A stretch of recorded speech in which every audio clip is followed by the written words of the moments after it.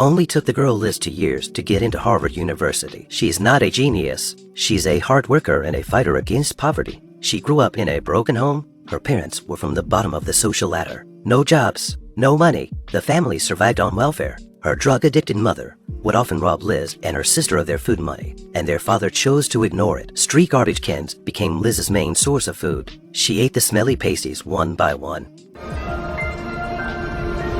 But when she saw her mother being taken away from rehab, Liz didn't hold a grudge against her as she watched her mom being tracked away by the police. She grabbed onto the police car and refused to let go because she had been skipping school. If she still didn't go to school, the police would put her in an orphanage. Liz had no choice but to go back to school. She smells bad, her hair is dirty, and she's wearing her sister's leftover ill-fitting clothes. She didn't fit in and was bullied by her classmates. But after coming to school for only 2 days a semester, Liz got a perfect score on her exams, which shocked her teacher. When she questioned Liz, she found out that she had learned the entire contents of the encyclopedia by simply reading an encyclopedia found by a neighbor. Liz returns home to find her captured mom already sitting on the couch. Mom told Liz the fact that she had AIDS. This time she came to say goodbye. For her safety, Mom had to leave and go back to live at her grandpa's house. The police came to the house the next day without a responsible guardian. They had to take Liz away to an orphanage. She begged her father to keep her, but her alcoholic father quickly packed her bags.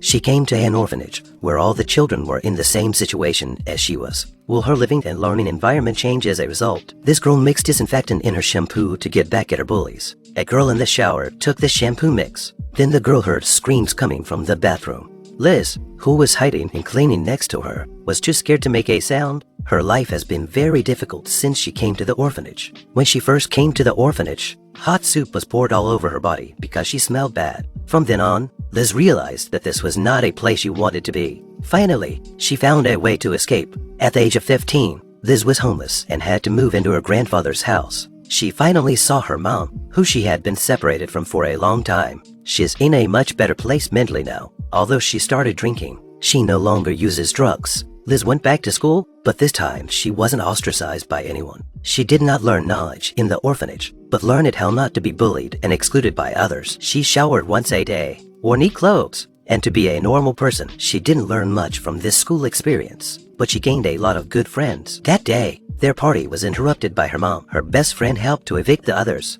She is very strange that Liz has such a strange mother. Why Liz does not hate her, but also take care of her. When her friend asked where her mom slept, Liz pointed to her grandfather's bed. That's why she never blamed her mother. My friend said she had a perverted father of her own, and that they both shared the same tragic fate. Grandpa didn't want Liz in the house. They hit it off and decided to run away from home. Life outside was free of stress and worries. Liz was like a real teenager during this time, and this was the day she laughed the most. After a few days, she went to the bar where her mom used to hang out to meet her. Instead of seeing her mom, she got some bad news. Mom died of AIDS. There were less than 10 people at her funeral. She didn't have a headstone. Even the name on the coffin was wrong. After that, everyone around her left one by one. Her friend helped Liz change the name on the casket, and she chose to go to an orphanage. Liz spent the afternoon alone on her mom's coffin. She remembers the days when her mom was with her when she was young, and now she had accompanied her mother on her last journey. Liz, who has nothing, is determined to change her life and her destiny. The only way for her is to study hard and go to a university. The girl was admitted to Harvard University in only 2 years. She's not a genius. She just keeps trying. The girl's name is Liz.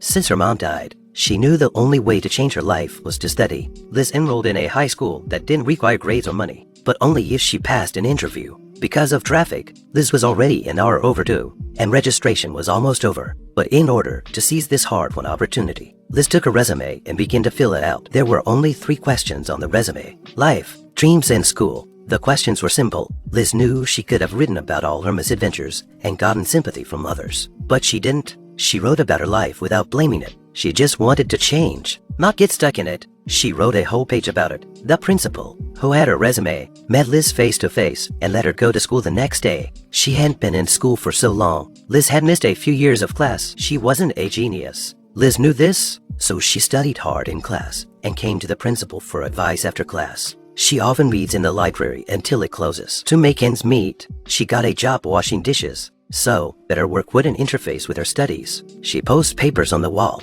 so she could work and study at the same time. She takes the earliest subway to school every day so she can read on the way. Liz was always the first to arrive at school. For 2 years, she repeated this routine almost every day. She didn't even know she was first in the school if the principal hadn't told her. Liz got a free trip to Boston. The principal brought her to Harvard. Liz looked at the comfortable life of the people around her. They were all doing what they liked. She was very envious. But to get into college, she needed grades and money. Without money, nothing was possible. She went back to school and looked up all the scholarship programs. And one caught Liz's eye. The program has a scholarship of $70,000 a year. It lasts for 4 years. 3,000 people apply, and only 6 are selected. She spent for months compiling the information and sent it in on her birthday. Liz's experience got her the final interview. She spoke in front of a crowd about her drug and alcohol-addicted parents, her tragic childhood, and the misery of her life. Liz could have used all of this to gain sympathy, but she didn't. She embraced the life she had lived before. The people were moved by her experience and also saw that she was passionate about the future life. They all approved Liz. Finally, she got the scholarship she wanted, and with her hard work, she was able to get into Harvard. Her miserable life was transformed into a hopeful one. The possibilities for her future are endless. In closing, I hope that everyone who has a dream can work towards it. We will make our dreams come true finally.